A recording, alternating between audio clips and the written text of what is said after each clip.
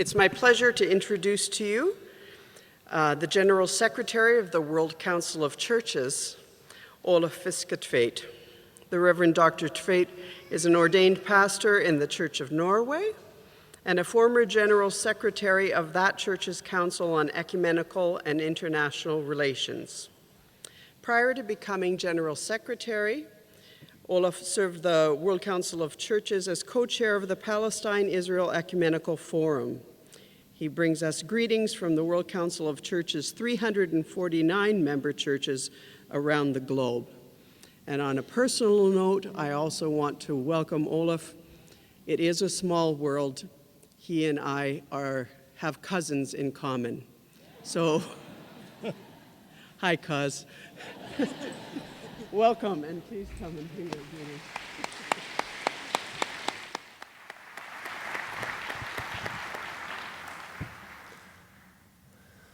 Archbishop Hiltz, Bishop Johnson, Fred and Susan, brothers and sisters in Christ. As you meet here in Ottawa as members of two churches, you also meet as part of a wide fellowship, already explained to you as more than 300, almost 350 churches. Anglicans and Lutherans, yes, but also Orthodox, Eastern and Oriental, Reformed, Old Catholic, Methodist, Baptist, also some Pentecostals, some African independent churches, and others. The value you put on unity in the way you formulate the theme for your assembly is a sign of your commitment to unity, your common service, and your mission. And actually, the way you phrase it is a very good rephrasing of the basis and the purpose of the World Council of Churches. Together for the love of the world. That you do it this way is a sign for all of us that it is possible to see our dreams come true and our way forward be open for us. You have in this World Council of Churches your membership, but you also have staff members. Two of them comes from your churches, Director of the Faith Nordic Commission, John Gibault, and Natasha Klukas, who is particularly responsible for regional relations and also the relations to the churches in North America. You should be proud of your colleagues. They do a very good work for you, but for all of us, and for the unity of the churches worldwide. You have been on an important journey together. You have been learning mutual lessons. You have shown your faithful witness to the gospel, and you are sharing the Eucharistic table. You have refused to say, I have no need of you, but that you need one another as churches in Canada and in the world. These efforts have potential to transform beyond your churches.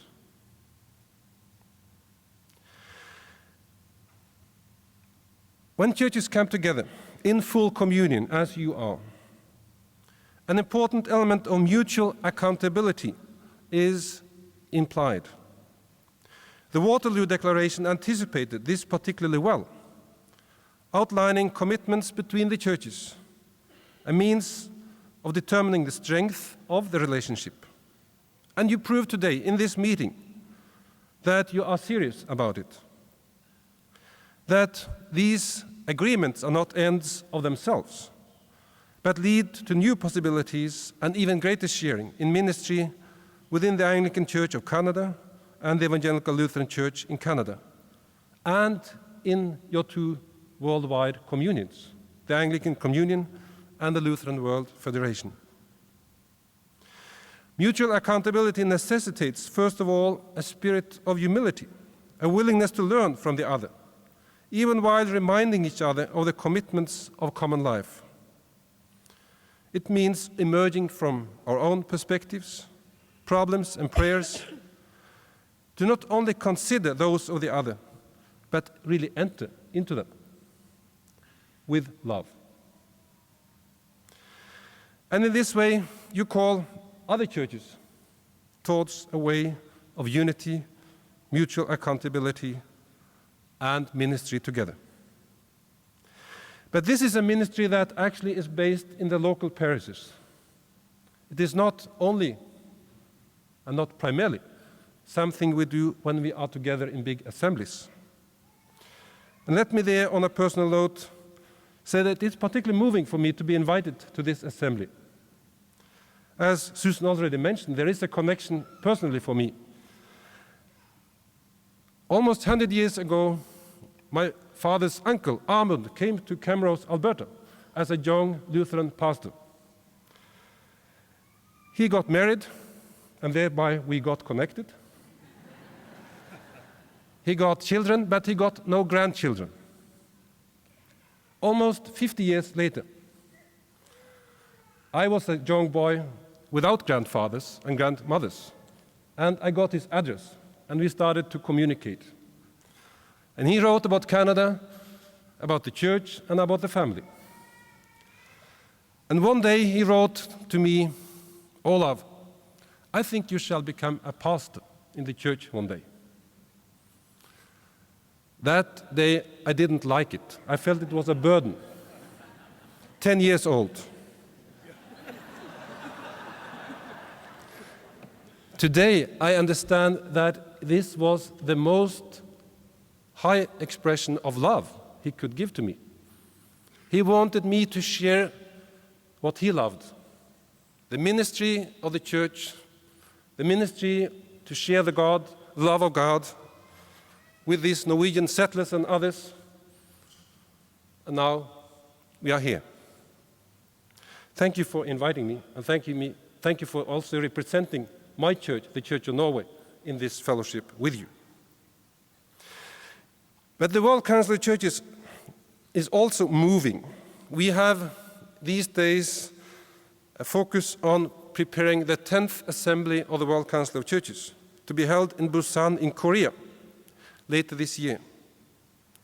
And the theme is a theme of movement. God of life, lead us to justice and peace.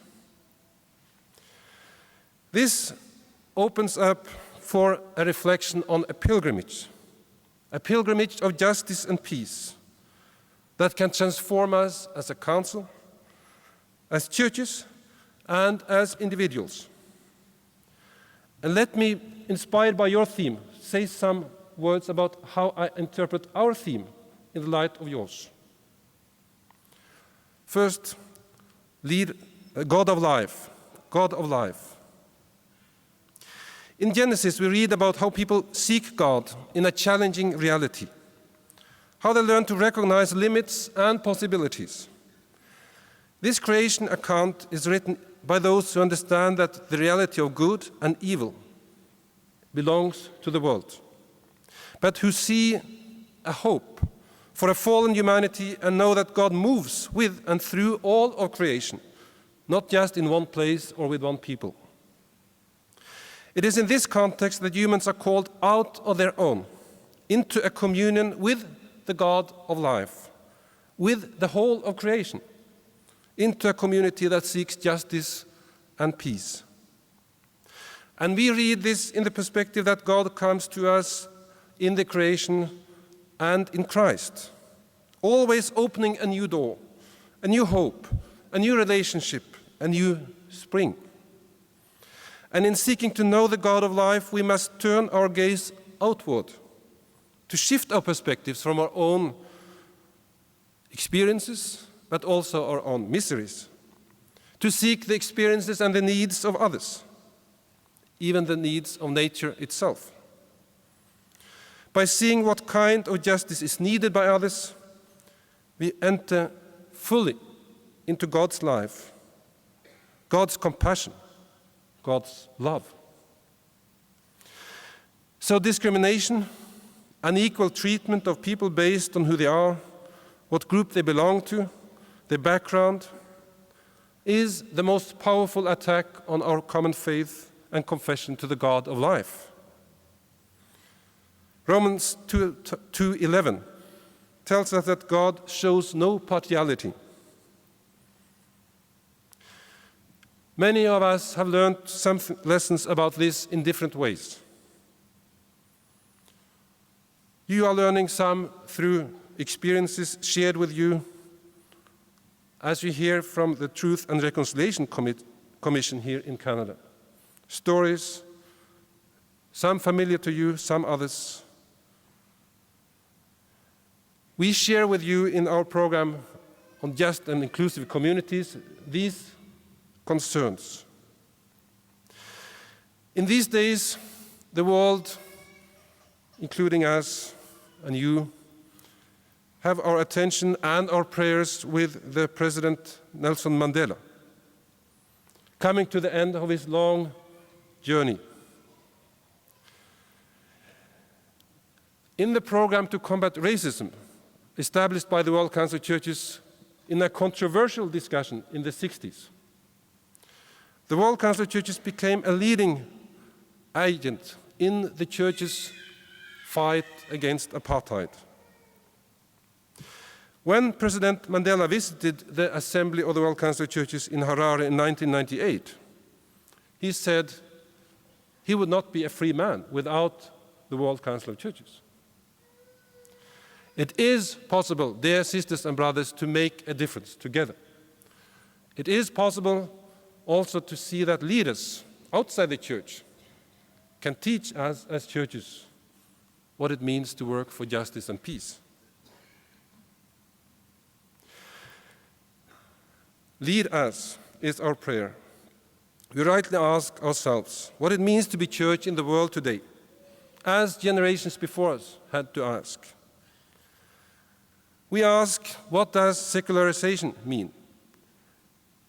What does it mean that the role of religion is changing in the world?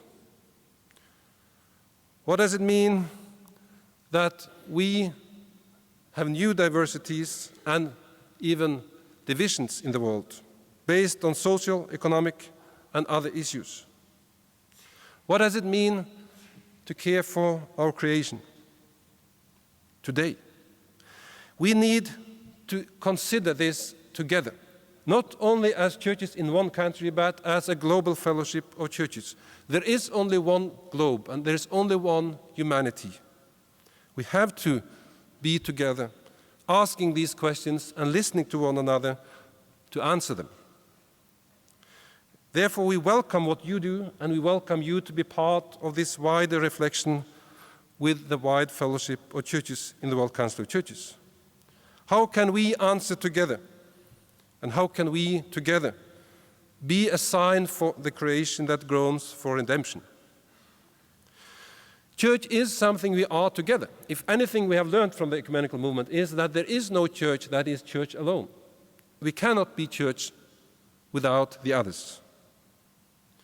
Therefore we ask God not to lead me, but to lead us. And being companions on this pilgrimage, we witness to our unity. We walk together, we seek something together, we contribute more for the love of the world in this way. We offer a sign of credibility, not that we always know the way forward together, but we are willing to walk together, to find the way together. And we are on our way to justice and peace. In many ways, we find that churches can witness to how justice and peace belong together. These are not political programs. These are values of the kingdom of God in the world. We seek this in many contexts. A month ago, the World Council of Churches called the churches in the Middle East together to reflect on their common future and their contribution to justice and peace in the Middle East. They discussed with us and with many partners, how can we believe that God is leading the peoples of the Middle East into democracy, into reconciliation, into the rule of law, also by the help of the churches. And as we watch the television these days, we see how the church is involved also in a new way. It's not an easy way, but a new way of being part of changes and finding new ways forward. Let me share with you a trivial but a personal and interesting story. As a Norwegian, I have a passport that gives me easily access to most countries in the world. We are not dangerous, we Norwegians, as you know. But I had a problem in one country, and that was in the United States of America. Last year, I came to Washington. The officer looked at me and my passport, flipping through the pages again and again, discussing with his colleague, making me wait. Finally came and said, "Sir, why do you only go to the wrong places?" He could see my visas from Egypt, from Jordan, from China, from Russia, from Indonesia, Nigeria, and so on and so on. The question is quite good, actually. And it is a question to all of us. Why are we going to the wrong places? What is assumed as the wrong places or the wrong people? That's where we are called to be. And we know that they don't have to be across the border. They can be where we are. They are where we are. But that's what it means to be church, to ask where are we needed and where are we needed together. That's what I hear in your theme. Together for the love of the world. May God bless your churches, your relationship, your ministry together. May God bless you. May God bless what you can do for Canada and the world together. Thank you.